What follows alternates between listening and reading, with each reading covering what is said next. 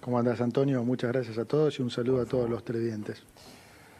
Tengo varias cosas que me fui anotando para poder preguntar. Algunas que tienen que ver con cosas que sucedieron ayer, pero que me remiten a un tuit del presidente del 9 de julio cuando le preguntaron qué había que hacer para salir del cepo y habla de 3 condiciones. Una de ellas era terminar con los pasivos remunerados del Banco Central, que creo, si no se terminan, no sé, el lunes cuando entreguen los bonos. La otra hablaba de los puts. Y finalmente una que tenía que ver con la inflación. De esas 3, ¿cómo estamos hoy? Bueno, estamos mucho mejor, Antonio. Ayer se terminó con una de las bombas más grandes, que era este tema de los puts de los bancos. Para que la gente entienda, los bancos tienen bonos del gobierno que podían vendérselo, porque tenían la opción de vendérselo al Banco Central en cualquier momento. Y el Banco Central, ¿cómo es que le hubiera pagado esos bonos? Emitiendo pesos. Sí.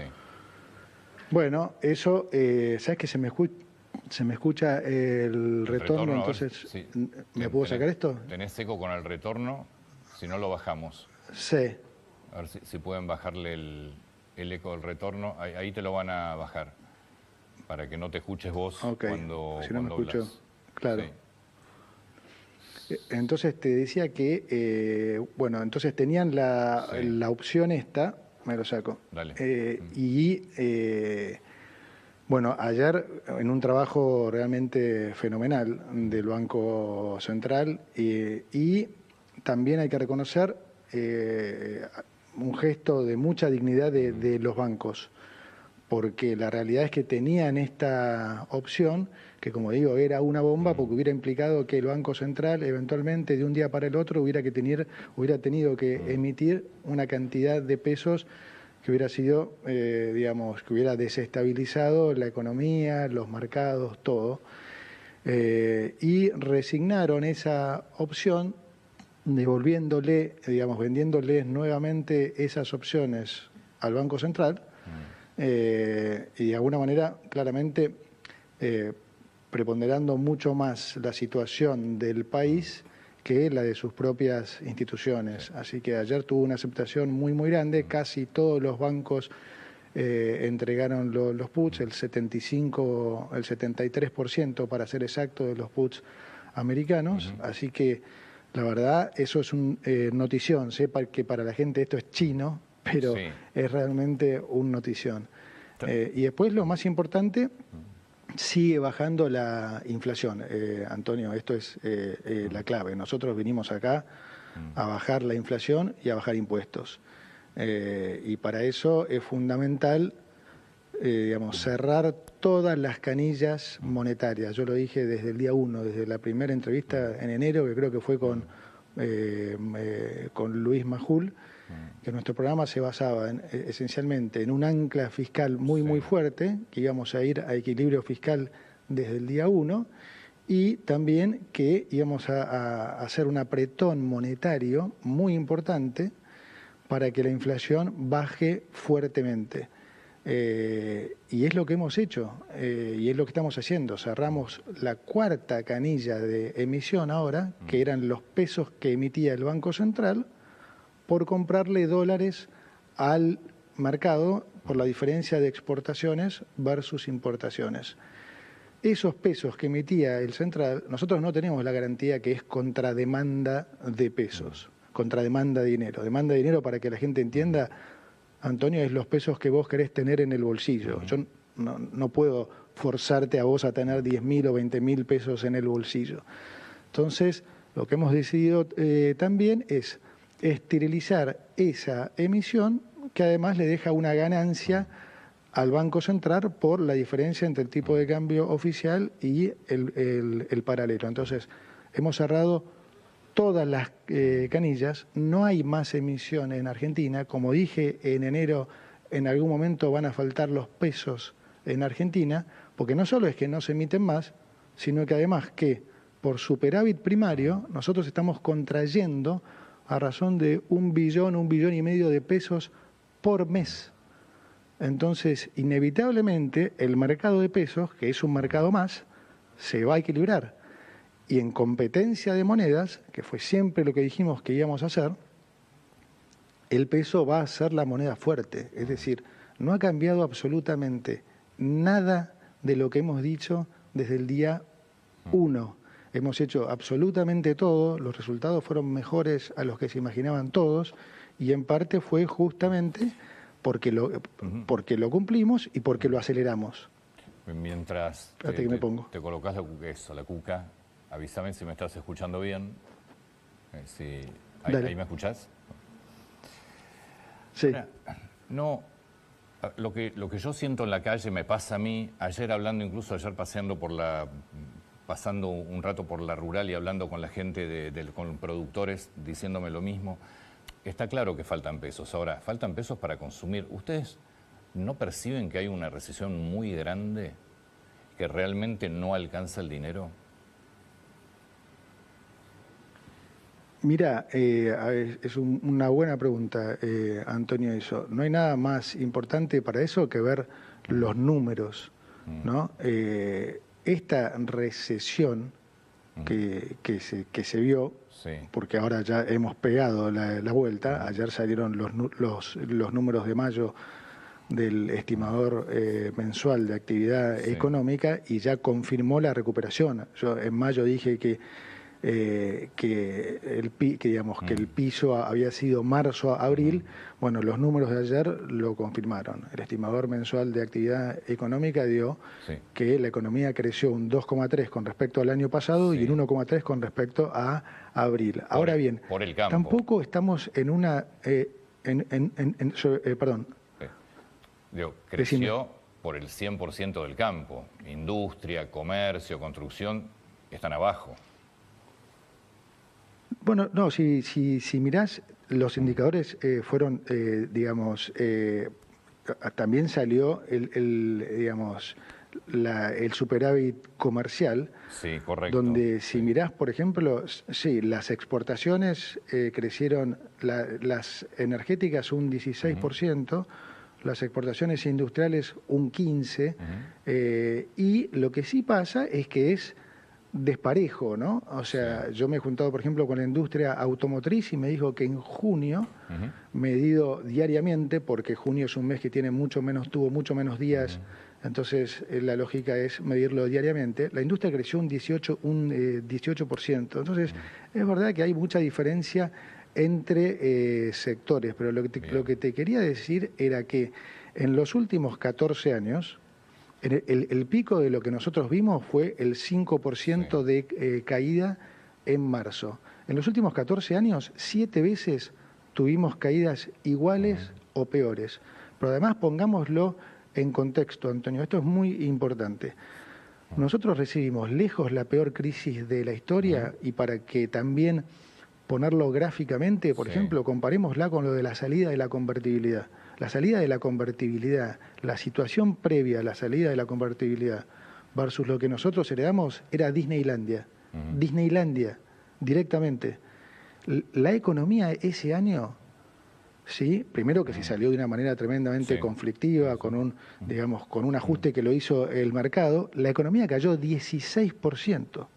Nosotros no rompimos ningún contrato, no se generó una crisis de mercado, y la economía en el primer trimestre, o sea, en el pico del ajuste, cayó un 5%, que como te digo es igual o menos de lo que pasó 7 veces en los últimos 14 años. O sea, no es que la gente está viendo algo que no pasó nunca, pero hoy esta es para mí la gran diferencia, y es la razón por la cual la popularidad del presidente sigue tan alta, es que yo creo que hoy la gente sabe y se da cuenta que esta vez tiene un sentido. O sea, la gente tiene la esperanza, ¿por qué? Porque ve que la inflación baja, porque ve que no tenemos déficit. Antonio, en 6 meses terminamos con el déficit fiscal, el déficit cuasi fiscal, no hay más emisión, hay superávit comercial, hay superávit de cuenta corriente, Vos me dirás, bueno, pero la gente lo tiene que sentir, sí, claro, pero no va a ser en 6 meses, pero es una recuperación fenomenal. Cucaracha, ahí está. Y para ustedes lo peor pasó, Digo, esta vuelta que estamos viendo, creo que mucho más lento de lo que muchos esperamos, ya deja atrás la recesión y de ahora en adelante debería la economía empezar todos los meses a seguir creciendo. ¿Cuándo va a percibir la gente esto? Sacando los sectores que muy puntuales que sí se ve recuperación. Mira, la velocidad de la recuperación va a depender, o sea, primero, seguro se va a recuperar, y esto es algo importante decir para que la gente se quede tranquila. O sea, cuando vos haces los deberes, cuando haces las cosas bien, digamos, los resultados salen bien. No es una casualidad que a Argentina le haya ido mal los últimos 100 años, en particular los últimos 20. Es una causalidad. Es porque Argentina siempre hizo todo mal. Entonces, también esa situación que dicen muchos o que quieren instalar de, no, esto es Argentina, ya la vimos. No, no la viste nada. No la viste nada, porque no la vio nadie esta. Nunca Argentina fue a una situación de orden macro por decisión presidencial. Nunca. Fue eventualmente producto de una crisis, como fue al principio de la convertibilidad, que veníamos de las 2 hiperinflaciones, o al principio de la salida de la convertibilidad, después de ese brutal ajuste del mercado que hablábamos recién. O sea, la decisión, y por eso duró poco, ¿entendés, Antonio? Porque al poco tiempo volvíamos a las andadas. Esta es la primera vez que vamos a un orden macro por decisión política. Y ese es un cambio fundamental. Entonces, los resultados ahora se van a dar. La velocidad va a depender de cuán convincentes seamos nosotros con la sociedad y sobre todo con los empresarios, de que es momento, de que es una oportunidad única para invertir. Única. Pregunta, es igual ya te sacamos el retorno para que no debería molestarte ya el audio. Ah, ok, dale. Pregunta. Dale. La brecha. Ayer, entre otras cosas, la gente de campo lo que me contaba, que esto debe pasar con otras actividades, me dice, la verdad es que con la brecha como está, arriba del 30%, ya se nos complica. No nos cierran los números porque exportamos a un valor de dólar y tenemos que importar insumos que nos están colocando a 35-40% más. ¿Te preocupa que no haya reaccionado, si bien bajó la brecha, que no sé si es lo que ustedes esperaban? Digo, ¿te preocupa el dólar, los diferentes tipos de dólar y la brecha, o es algo que consideran que está bien? Me preocupa y me ocupa siempre, pero muchísimo menos de lo que se dice, de lo que se dice y de lo que tratan de instalar en el mercado. ¿Por qué te lo digo? Nosotros llegamos con un dólar de 1.170, vale 1.320, o sea, subió un 10-12%. Para ponerlo en perspectiva, también a esta altura, en el gobierno anterior, a esta misma fecha, había subido el 160%. Entonces, de vuelta, pongamos las cosas en perspectiva. Segundo, lo más importante para bajar la brecha es bajar la inflación. Digamos, de vuelta, la obsesión nuestra es bajar la inflación, porque si bajamos la inflación, obviamente va a bajar la brecha y vamos a poder tener una salida del cepo de manera mucho más ordenada. Esa digamos, impaciencia de muchos sectores de quiero salir del cepo ya, ¿sí? Es lo que nos puede llevar a un error. Del cepo no se sale rápido, se sale bien. Y eso es una diferencia fundamental. Si nosotros hubiéramos querido apurarnos en salir del cepo, hubiéramos salido en diciembre o en enero, hubiera sido un desastre, Antonio, un verdadero desastre. Hoy, por supuesto que estamos mucho más cerca porque hemos solucionado un montón de problemas. Ahora, si me decís, ¿es el momento ideal? No, no es el momento ideal. Tampoco puedo poner una fecha. Hay algunos que ya, digamos, no hay que saber de economía, pero que te dicen, no, tienen que poner una fecha. ¿Cómo vamos a poner una fecha? Imagínate si yo te digo a vos, Antonio, que sos exportador, ayer estuviste con con el campo, y yo le digo al campo, voy a salir del cepo, nosotros vamos a salir en noviembre. ¿Qué va a hacer el campo? No nos va a vender un dólar hasta noviembre. ¿Y los importadores qué van a hacer? Van a querer venir a importar todo en los próximos 3 meses.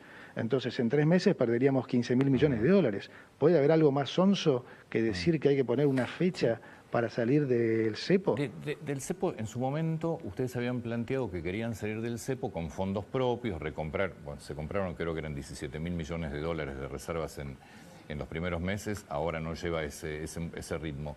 ¿Siguen pensando en que la apertura del cepo o de las regulaciones que es el cepo se va a dar con fondos propios o ya empezaron a avanzar en tratar de conseguir fondos del exterior? Muy buena pregunta, porque nosotros lo que tratamos de hacer primero es mejorar la situación lo más posible para tener que depender lo menos posible digamos, del exterior. Entonces, parte de la estrategia esta de acelerar el traspaso de lo que era el déficit cuasi fiscal o los pasivos remunerados del Banco Central al Tesoro, al gobierno, esto para que se entienda de vuelta, esto quiere decir que la emisión que generaba el Banco Central por déficit cuasi fiscal, por esas famosas LELIQs, que era el doble que el déficit fiscal, una vez que pudimos reducirlo en términos reales y se hizo absorbible por el Tesoro, ahora lo hemos pasado acá. ¿Y qué quiere decir esto? Que ya no va a haber más emisión por ese lado, porque nosotros desde Economía no emitimos pesos. Entonces, digamos, eso ya genera que eso no se pague más con emisión, se paga con esfuerzo fiscal. Ahora bien, entonces, ese es un paso muy importante, porque acuérdate que siempre hablamos del saneamiento del balance del Banco Central. Bueno, acá de alguna manera lo estamos saneando, porque el saneamiento viene del lado del activo y del lado del pasivo también. Entonces, acá estamos saneando el pasivo, lo que de alguna manera también mejora las posibilidades de poder salir del cepo sin tanta necesidad de eventualmente tener que conseguir los 15.000 millones de dólares o algo. Entonces, para tratar de vuelta, de ir mejorando las condiciones, seguimos con este proceso de profundización del programa monetario, que de vuelta consiste en cada vez bajar más rápidamente la inflación para que baje la brecha y sanear el balance del Banco Central para que tengamos cada vez menos necesidad de ir a pedir esos fondos afuera. Nombraste el Banco Central y esta semana se habló mucho de posibles salidas de reservas de oro de la Argentina. De hecho, hay un pedido de informes hacia el Banco Central. ¿Es habitual que esto pase en la Argentina? Es una movida, digamos, muy positiva del Central, porque hoy vos tenés oro en el Banco Central, que es como si tuvieras un inmueble adentro, un edificio, o sea, no lo podés usar para nada. En cambio, si vos tenés ese oro afuera, le podés sacar un retorno, y la realidad es que el país necesita maximizar, digamos, los retornos de sus activos. Entonces, tenerlo encerrado en el Central sin hacer nada, para el país es negativo, es mucho mejor tenerlo custodiado afuera donde te pagan algo. Para conseguir rendimiento no lo puedes tener en la Argentina. Claro, exactamente. Exactamente. Tengo algunas preguntas concretas, por ejemplo, impuesto país. Le preguntamos a José Luis Espert esta semana, creo que fue, bueno, estos fueron incluso definiciones tuyas, que entre agosto y septiembre se iba a bajar de 17,5 a 7,5, es decir, iba a volver al nivel original, pero que en diciembre, y nos decía José Luis Espert, en diciembre termina, olvídense, se saca, no se renueva. ¿Esto es así? ¿Termina en diciembre y no se renueva? Sí, esa es la intención, sí, efectivamente. Yo cuando puse ese impuesto dije que iba a ser provisorio, que era esencialmente para para ir a déficit cero y ganar poder de negociación con las provincias y con el Congreso, y que lo iba a sacar tan pronto pasara la ley. Por supuesto, en ese momento nadie me lo creyó, porque cada vez que se pone un impuesto en Argentina no se saca. Y para nosotros lo más importante es la credibilidad. Entonces nosotros siempre cumplimos todo lo que estamos haciendo. Fíjate que el presidente digamos, nunca mintió en campaña, siempre dijo lo que íbamos a hacer. Yo lo mismo, lo cumplimos, y como dijimos que ese impuesto lo íbamos a sacar, lo vamos a sacar. Es importantísimo sacar ese impuesto, Antonio, porque es un impuesto súper distorsivo, que lo pusimos, como digo, coyunturalmente, dada la debilidad política que nosotros teníamos. Ahora bien, es un impuesto que pega directamente en precios. Entonces, claramente, cuando saquemos ese impuesto en septiembre, vamos a ver una nueva baja en la inflación importante. Y se termina efectivamente en diciembre, con lo cual ahí ya, si querés, también hay una recomposición de tipo de cambio de 17,5%, que es mucho.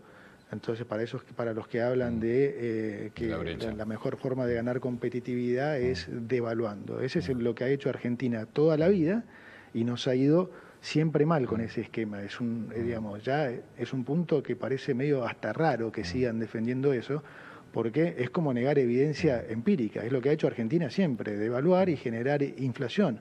¿Qué tiene de malo eso? Que se favorecen los que más tienen con la devaluación y lo pagan los que menos tienen, que es con inflación. Nosotros queremos hacer lo opuesto, queremos bajar la inflación y generar competitividad bajando impuestos. ¿Por qué? Al menos yo no termino de entender. La Argentina, la verdad es que el consumo está caído, no se están vendiendo, prácticamente se venden, ahora hay algunos sectores un poco mejor, pero la caída de ventas es enorme y los precios no bajan. ¿Por qué?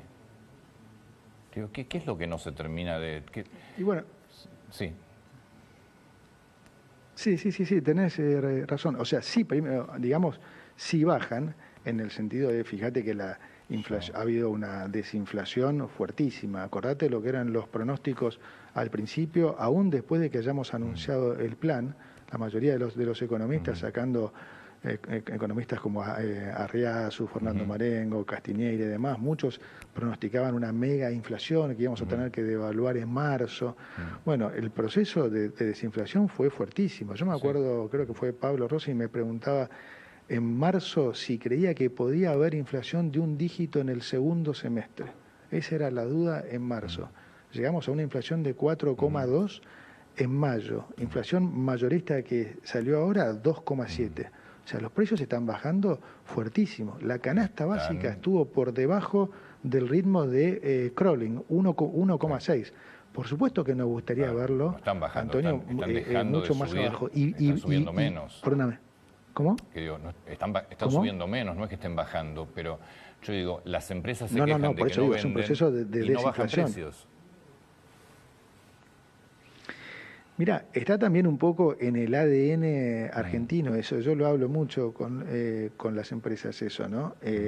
Y es ese poco, y es ese, Argentina es ese alumno al que siempre le fue mal, que hizo las cosas mal, y eso es lo que la gente vivió toda la vida, y hoy vos estás haciendo todos los deberes, pero inevitablemente algunos siguen pensando, no, pero esto no puede salir bien, porque a Argentina siempre le fue mal, es como que vos ahora estudies, pero siempre te bocharon porque no estudiaste nunca, y ahora muchos dicen, no, Antonio lo van a bochar igual, y ahora no te van a bochar porque vos estudiaste, y Antonio es un buen alumno. Argentina también es un país rico, cuando hace las cosas bien, como ahora, le va a ir bien. Ahora, vos viviste, todos los argentinos, inevitablemente, hemos vivido otra cosa toda la vida, y eso cuesta y lleva tiempo. O sea, digamos, ¿cómo se va a corregir eso? Porque se van a dar cuenta que con mayor estabilidad es en la conveniencia de ellos bajar precios, pero además porque nosotros le vamos a reducir el costo argentino.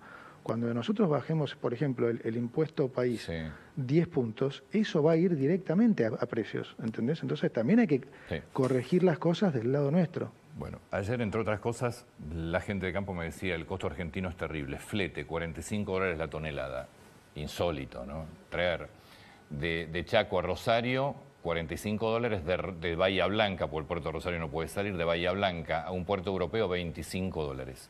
¿Cómo bajas eso? No tenés trenes. Y tiene razón el campo. ¿Sí? Eso es, por eso digo, digamos, no es gratis.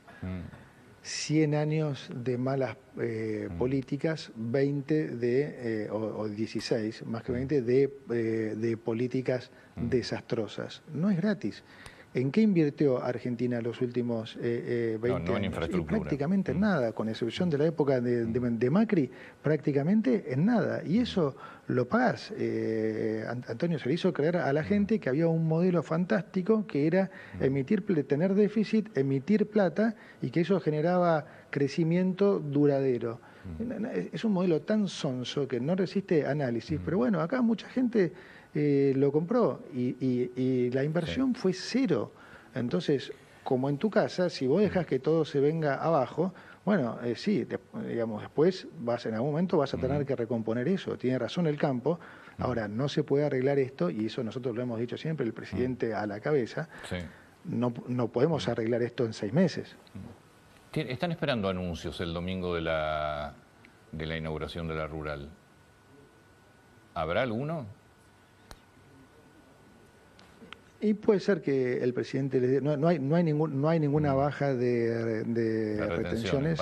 Sí, estamos viendo algunas cosas siempre para el campo que porque no quiero generarle falsas expectativas, pero sí estamos viendo algunas cosas que digamos, y eso lo estamos viendo con todos los sectores. Yo tengo reuniones sectoriales todo el tiempo y eso está generando una confianza bárbara entre nosotros.